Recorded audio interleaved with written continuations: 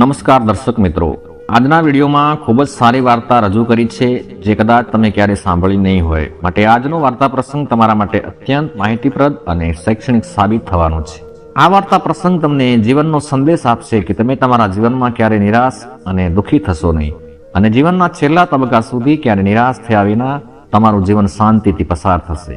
દર્શક મિત્રો, આ વાર્તામાં આજનો ચર્ચાનો વિષય એ છે કે એક વૃદ્ધ સજ્જન વ્યક્તિ તેમના કેટલાક મિત્રોને અને મિત્રોના સંતાનોને સમજાવે છે કે આ દુનિયામાં 4 પ્રકારની રોટી છે, જેમાંથી કઈ માણસને સુખ આપે છે ને કઈ દુઃખ આપે છે. આ વિષય ઉપર એક વાર્તા પ્રસંગ થકી આપણે સમજવાનો પ્રયત્ન કરીશું. આપ તમામને વિનંતી કરીશ કે આ વાર્તા કહાની સંપૂર્ણ સાંભળો. વાર્તાના અંત સુધી આ વિડીયોની સાથે જોડાઈ રહો. પ્રિય દર્શક મિત્રો, આ ઘણા સમય પહેલાની વાત છે. એક ગામમાં એક સજ્જન રહેતા હતા જે ખૂબ જ બુદ્ધિશાળી અને સમજદાર વ્યક્તિ હતા. તેમના ઘરમાં કોઈ વસ્તુની કમી નહોતી. તેમની પાસે પૂરતું ધન હતું. જીવનમાં જરૂરી તમામ વસ્તુઓ તેમની પાસે હાજર હતી. તેમના કેટલાક ગાઢ બાળપણના મિત્રો હતા જેઓ તેમના જેવા મંતવ્યના હતા અને તેમની સાથે ગાઢ મિત્રતા હતી. તેમના 4-5 જે મિત્રો હતા એ આ સજ્જન વ્યક્તિનો ખૂબ આદરભાવ કરતા હતા. બસ દિવસ રાત સાથે જ રહેતા અને જે સજ્જન વ્યક્તિ હતા જે ખૂબ જ બુદ્ધિશાળી હતા, તેમના મિત્રો તેમને પૂછ્યા વિના જીવનમાં કોઈ કાર્ય ન કરતા. બધા મિત્રો હળીમળી અને સાથે રહેતા હતા. એકબીજાના દુઃખમાં કે સુખમાં એકબીજાનો સાથ ન છોડતા. અને એ પણ સત્ય છે કે મિત્રતા એને કહેવાય જે સુખ દુઃખમાં એકબીજાનો સાથ ન છોડે. સ્વાર્થી મિત્રતા લાંબુ સમય ટકતી નથી, પરંતુ સ્વાર્થ નામની વસ્તુ આ બધાથી ઘણી દૂર હતી. વખત વીતતો ગયો, પછી ધીમે ધીમે બધા મિત્રોના લગ્ન થઈ ગયા. દરેકને સારી સુશીલ પત્નીઓ મળી. એક દિવસ એક મિત્રએ પેલા સજ્જનને કહ્યું કે અરે દોસ્ત, મારી પત્ની થોડી શ્યામ છે અને તમારી પત્ની સુંદર છે. જો તે ભાભી કેટલા સુંદર અને ગોરા છે. દર્શક મિત્રો, પછી તે સજ્જન અને બુદ્ધિશાળી માણસે તેમના મિત્રને સમજાવતા કહ્યું કે અરે મૂર્ખ, તું શું વાત કરે છે? તારી પત્ની થોડી શ્યામ છે તો શું થઈ ગયું? શું તે સંસ્કારી નથી? ત્યારે એમના મિત્રએ હા પાડી કે ના, છે સંસ્કારી. પછી આગળ એમણે એમના મિત્રને સમજાવતા કહ્યું કે દોસ્ત, સ્ત્રીની સુંદરતા તેની સુંદર ત્વચા પર નિર્ભર નથી, કારણ કે સ્ત્રીની સુંદરતા તેના પાત્રમાં રહેલી છે, એના સંસ્કારમાં, એના ચરિત્રમાં છુપાયેલી છે. એટલે કે ચારિત્રવાન સ્ત્રી પોતાના કુળ અને કુટુંબને ઉજ્જવળ બનાવે છે અને ચારિત્રહીન સ્ત્રીઓ પોતાના હીન ચારિત્રથી કુળને ગંદુ અને નરક બનાવી દે છે. આથી સ્ત્રીના શરીરનો રંગ કાળો હોય તે મહત્વનું નથી, પરંતુ સારા ચારિત્રનું હોવું ખૂબ જ જરૂરી છે. તેના મિત્રની આવી વાતો સાંભળી અને તે ખુશ થઈ ગયો અને તેની દ્રષ્ટિમાં પત્ની પ્રત્યેની નકારાત્મક વિચારસરણી કાયમ માટે દૂર થઈ ગઈ. સમય આમ જ પસાર થતો ગયો. ધીમે ધીમે બધા મિત્રોને પણ સંતાનો થયા. પછી બધાએ પોતાના સંતાનોને સારી રીતે ઉછેર્યા અને સારી જગ્યાએ ભણાવ્યા. પછી ધીમે ધીમે બધા મિત્રોના બાળકો પણ યુવાન થતા ગયા અને લગ્ન માટે લાયક બન્યા. તેથી દરેકે ધીમે ધીમે પોતાના બાળકોના લગ્ન કરાવ્યા. મતલબ કે બધાના ઘરે દીકરાઓની વહુઓ પણ આવી ગઈ હતી. આ જોઈને બધા મિત્રો ખૂબ જ ખુશ હતા અને આગળનું જીવન જીવવા લાગ્યા. પરંતુ કહેવાય છે કે એક વસ્તુ માણસનો ક્યારેય પીછો છોડતી નથી અને તે છે વૃદ્ધાવસ્થા, જેની અસર તે તમામ મિત્રો પર થઈ હતી, જેના કારણે તેમનું શરીર પણ નબળું પડી ગયું હતું. કોઈએ સાચું કહ્યું છે કે વૃદ્ધાવસ્થા એક કડવો શબ્દ છે, પણ છે સત્ય. તેના પ્રભાવથી કોઈ બચી શક્યું નથી. વ્યક્તિને ઘડપણ આવતા ધીમે ધીમે પોતાના પણ દૂર થવા લાગે છે. પછી તે પોતાના શુભચિંતકો હોય કે સંબંધીઓ હોય, ભલે તે પોતાના બાળકો કેમ ન હોય, દરેક વ્યક્તિ તેમને છોડીને જવાનું શરૂ કરે છે. હવે આ મિત્રોના જીવનમાં પણ આ વૃદ્ધાવસ્થાની અસર દેખાવા લાગી હતી. એટલે તો કહેવાયું છે કે પોતાનું શરીર જ સાથ છોડવા લાગે તો બીજા છોડે એમાં શું નવાઈ. આ રીતે બધા મિત્રોના જીવનમાં બાળકો ધીમે ધીમે દૂર થવા લાગ્યા અને બધા મિત્રો ઓછા કે વધતા દુઃખી થવા લાગ્યા.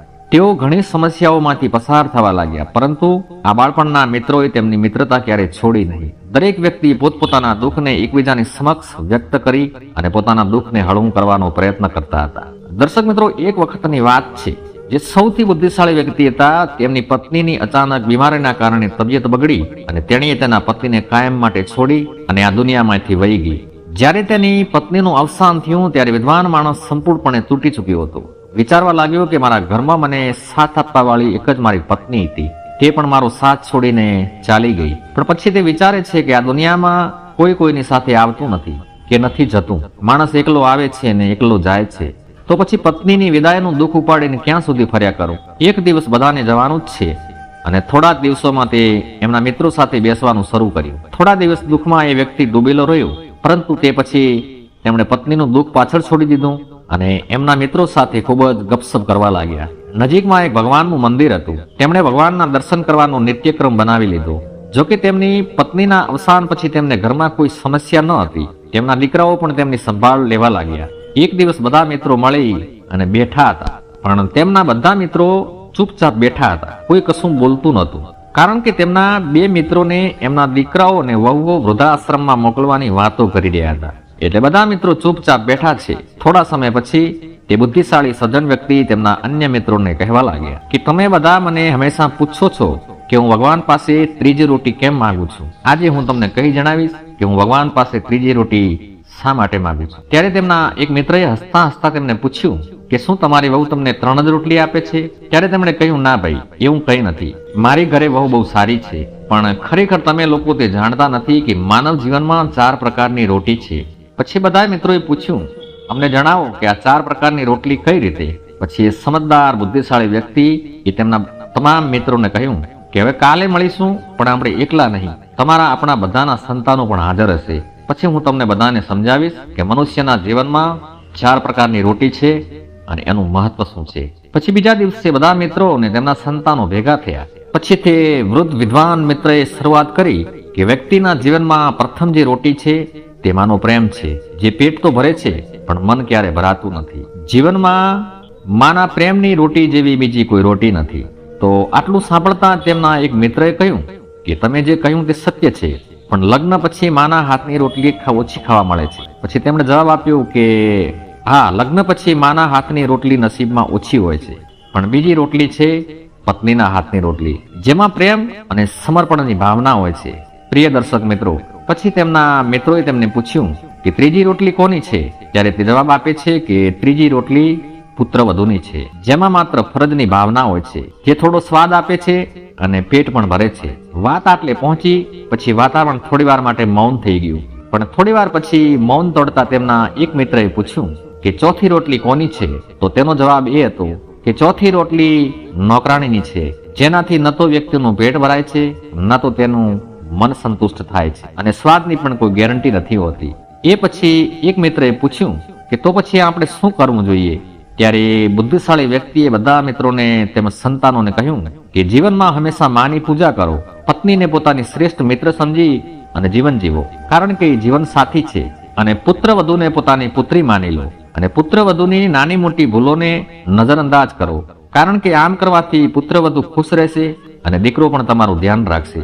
અને અંતે મારે તમને કહેવું છે કે જો સંજોગો તમને ચોથી રોટલી સુધી પહોંચાડે છે તો ભગવાનનો આભાર વ્યક્ત કરજો કે તેણે તમને ત્યાં સુધી જીવિત રાખ્યા. અને હવે સ્વાદ પર ધ્યાન આપશો નહીં, જીવવા માટે જ ખાઓ, અને જે પણ ખાઓ થોડું થોડું ખાઓ, જેથી તમારી વૃદ્ધાવસ્થા આરામથી પસાર થાય.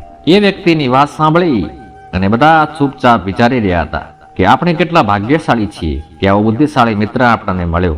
દર્શક મિત્રો, પછી બધા મિત્રોના સંતાનો તેમના પોતપોતાના પિતા પાસે માફી માંગે છે અને ખુશીથી તેમના વૃદ્ધ પિતાઓને ઘરે લઈ જાય છે અને તેમની સેવા કરવાનું શરૂ કરે છે અને તેમનું જીવન જીવે છે. તો દર્શક મિત્રો, આ રીતે એક સમજદાર મિત્રએ તેમની બુદ્ધિ થકી બધાના ઘરમાં ખુશીઓ ભરી દીધી. મિત્રો, આ વિડીયોમાં રજૂ કરેલ આ શીખરૂપી અને માહિતીપ્રદ વાર્તા તમને કેવી લાગી?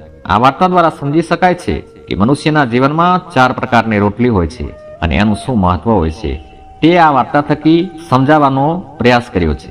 જો તમને આ વાર્તા પસંદ આવી હોય તો કમેન્ટ કરીને કમેન્ટ બોક્સમાં જરૂર જણાવજો. શક્ય હોય તો તમારા મિત્રોને પણ શેર કરો. ફરી મળીશું બીજા વિડીયોમાં એક નવી વાર્તા સાથે. ત્યાં સુધી આપ દરેક દર્શક મિત્રોને મારા જય શ્રી કૃષ્ણ. ધન્યવાદ.